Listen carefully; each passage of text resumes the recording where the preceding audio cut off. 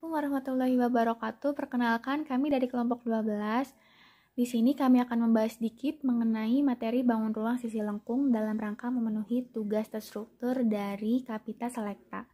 Ada beberapa poin yang akan kami bahas. Yang pertama mengenai tabung, kedua kerucut, dan yang terakhir mengenai bola sebagai materi dari bangun ruang sisi lengkungnya.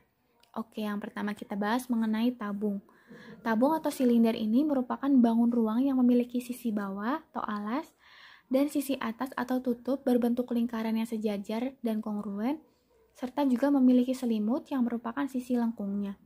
Unsur-unsur dari tabung ini diantaranya ada sisi bawah atau alas dan sisi atasnya atau kita sebut sebagai tutup ini berbentuk lingkaran dengan pusatnya. Dan kemudian ada juga selimut tabung atau sisi lengkung dari tabung ini berbentuk persegi panjang. Karena sisi alas dan tutupnya itu berbentuk lingkaran, maka ada juga diameter lingkaran, yang kalau kita bagi dua menjadi jari-jari lingkaran. Kemudian ada juga tinggi tabung. Tinggi tabung ini berupa jarak titik pusat dengan titik pusat dari lingkaran itu sendiri. Kemudian ada jaring-jaring tabung. Bagian dari jaring-jaring tabung ini ada pada gambar berikut ya. Nah, meliputi sisi atas atau sebagai tutupnya dan sisi bawah sebagai alas yang berupa lingkaran dengan jari-jari R. Dan sedangkan sisi lengkungnya atau selimut tabungnya ini berupa persegi panjang. Luas permukaan tabung. Permukaan tabung adalah bangun-bangun yang membatasi tabung. Pada penjelasan sebelumnya, sudah diketahui bahwa jaring-jaring tabung terdiri dari selimut tabung, sisi atas dan sisi bawah. Sehingga dapat disimpulkan bahwa luas permukaan tabung sama dengan luas jaring-jaring tabung tersebut. Setelah diuraikan, ternyata selimut tabung atau sisi lengkung dari tabung ini dibentuk oleh bangun datar persegi panjang dengan ukuran panjang selimut tabung sama dengan keliling lingkaran sisi atas sama dengan keliling lingkaran sisi bawah. Dan lebar selimut tabung sama dengan tinggi dari tabung. Selanjutnya volume tabung. Dari gambar di atas dapat diketahui bahwa tabung adalah suatu prisma beraturan dengan segi yang sangat banyak. Seperti yang sudah siswa pahami bahwa volume prisma itu sama dengan luas alas prisma dikali tinggi prisma.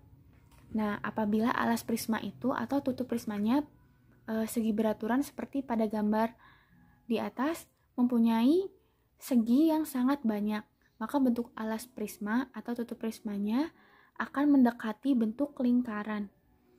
Prisma yang mempunyai bentuk alas berupa lingkaran disebut juga tabung. Oleh karena itu diperoleh volume tabung sebagai berikut. Volume tabung sama dengan luas alas tabung dikali tinggi tabung. Karena luas alas tabungnya itu berbentuk lingkaran, maka luas lingkaran dikali tinggi tabung. Nah, seperti yang kita ketahui, luas lingkaran itu pi r kuadrat. Dan tinggi tabung itu disimbolkan dengan T. Jadi pi r kuadrat dikali T. Itu adalah volume dari tabung. Dengan R-nya itu adalah jari-jari tabung dan T sebagai tinggi dari tabung. Oke, selanjutnya kita akan membahas mengenai kerucut. Jadi kerucut ini adalah bangun ruang sisi lengkung yang menyerupai limas segi beraturan yang bidang alasnya itu berbentuk lingkaran. Unsur-unsur kerucut terdiri atas sisi lengkung yang dinamakan selimut kerucut dan sisi bawah atau alasnya itu yang berupa lingkaran. Kemudian ada juga titik puncak dari kerucut. Nah, karena alasnya itu berbentuk lingkaran, maka ada juga diameter dari bidang alasnya yang kita rumuskan dengan D. Nah, kemudian ada juga jari-jari alas kerucut dengan simbolnya R. Setelah itu ada juga tinggi kerucut dengan simbol T, yaitu jarak dari titik puncak kerucut ke pusat bidang alas.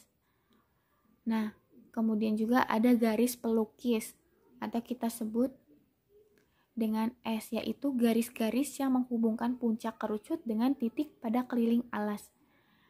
Nah, dan kerucut ini mempunyai dua sisi, satu rusuk dan titik sudutnya itu satu. Baik, selanjutnya yaitu jaring-jaring kerucut. Dari gambar di samping diketahui bahwa jaring-jaring kerucut terdiri dari sisi bawah yang disebut alas dan berbentuk lingkaran yang mempunyai jari-jari R, dan sisi lengkung yang disebut selimut kerucut dan berbentuk juring lingkaran ABC yang mempunyai jari-jari S. Selanjutnya, luas permukaan kerucut. Luas permukaan kerucut sama dengan luas selimut kerucut ditambah luas alas kerucut, yaitu PRS ditambah PRR. Kita uraikan menjadi PR S ditambah R. Jadi rumus luas permukaan kerucut sama dengan PR S ditambah R. Volume kerucut. Volume kerucut mempunyai rumus 1/3 dikali luas alas kerucut dikali tinggi kerucut sama dengan 1/3 dikali luas lingkaran yang berjari-jari R dikali tinggi kerucut sama dengan 1/3 dikali PR kuadrat T. Selanjutnya kepada pembahasan yang ketiga, yaitu bola. Bola merupakan bangun ruang yang dibatasi oleh tempat kedudukan titik-titik yang berjarak sama dari satu titik tertentu. Adapun sifat lingkaran dari bola, yang pertama adalah memiliki satu sisi berbentuk bidang lengkung, yaitu selimut bola. Yang kedua, tidak memiliki rusuk. Yang ketiga, tidak memiliki titik sudut. Yang keempat, memiliki satu titik pusat. Dan yang kelima, memiliki jari-jari yang tak terhingga dan semuanya sama panjang. Lalu, luas permukaan bola. Luas permukaan bola yaitu 2/3 dikali luas sisi tabung, lalu 2/3 dikali 2 PR R ditambah T. 2/3 dikali 2 PR R ditambah 2R sama dengan 4 PR kuadrat. Jadi, luas sisi permukaan bola adalah 4 PR kuadrat dengan R jari-jari bola. Lalu luas kulit atau yang kita sebut luas kulit bola, yaitu luas bola sama dengan 4 kali luas lingkaran yang diameternya sama dengan diameter bola, sama dengan 4 dikali PR kuadrat, sama saja 4 PR kuadrat. Selanjutnya volume bola. Volume bola yaitu rumusnya 2 kali volume kerucut. Volume bola sama dengan 2 kali 1/3 PR kuadrat T. 2/3 PR kuadrat T 2/3 PR kuadrat kali 2R. Lalu karena tingginya yaitu 2 kali jari-jarinya.